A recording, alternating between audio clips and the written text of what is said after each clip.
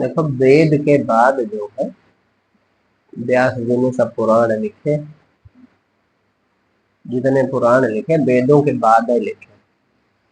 तो पुराण जो है वो वेदों के ज्ञान को कह लो या जो भी उसमें युक्तियां लिखे उनको व्यवहारिक रूप में, माने संसार में व्यवहारिक रूप में प्रदर्शित करने के लिए पुराण लिखे।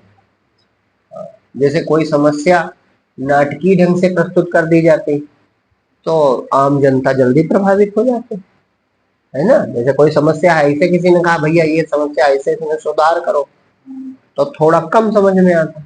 लेकिन वही पहले ऐसा होता था गांव, तो सार्वजनिक रूप से गांव गांव में वो एक उसका प्रहसन बना लेते थे, नाटक छोटा सा रूपक कहते थे, और रूपक बना के दिखा दिया तो ज्यादा प्रभाव पड़ता था। तो बस यही मानो कि जो वहां सूत्र शैली में ज्ञान है उसके ये रूपक हैं जो पुराण बनाए। तो कथाएं एक भी निरर्थक नहीं, कथाएं जितनी भी हैं एक भी निरर्थक नहीं है, बस हम उसको किस अर्थ में लेते हैं। जैसे हम कथा को इतिहास की नजर से न देखें। हमारे धर्म में जितना भी पुराण या जो ग्रंथों में साहित्य है, धार्मिक साहित्य, उसको इतिहास की नजर से न देखो, उसको शिक्षा की नजर से देखो, उपदेश की नजर। उनमें जो उपदेश छुपा है उसे हम ग्रहण कर सकें तो पढ़ना सफल है।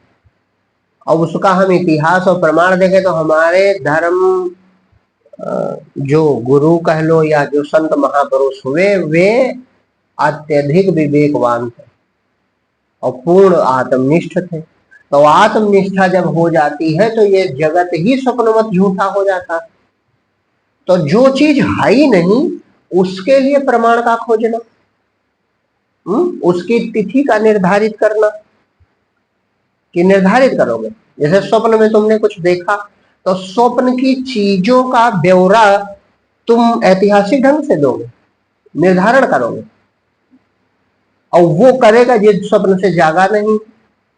तो हमारे जितने महापुरुष रहे ये संत महात्मा, ये सब आत्म पद में जागे, तो इनके लिए ये बिल्कुल स्वप्नवत हो गई दुनिया।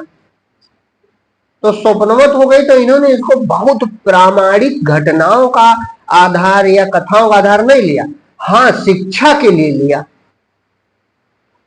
वो जो कुछ भी कह रहे हैं उसमें छुपा जो संदेश है, जो शिक्षा, बस वो हम ग्रहण करें और उसको प्रमाण माने। ये हुआ कि नहीं हुआ ये चर्चा का विषय अगर आप बुद्धिजीवी तो नहीं होना चाहिए। वो संतों का उद्देश्य केवल इतना है कि इसके माध्यम से व्यक्ति एक शिक्षा प्राप्त कर लेगा, एक उपदेश, एक सीख है। और यही सब पूरा, चाहे वो राम कथा हो, चाहे महाभारत हो, या व्यास जी के द्वारा लिखे गए तमाम पुराण, सब में यही बात छुपी हुई है।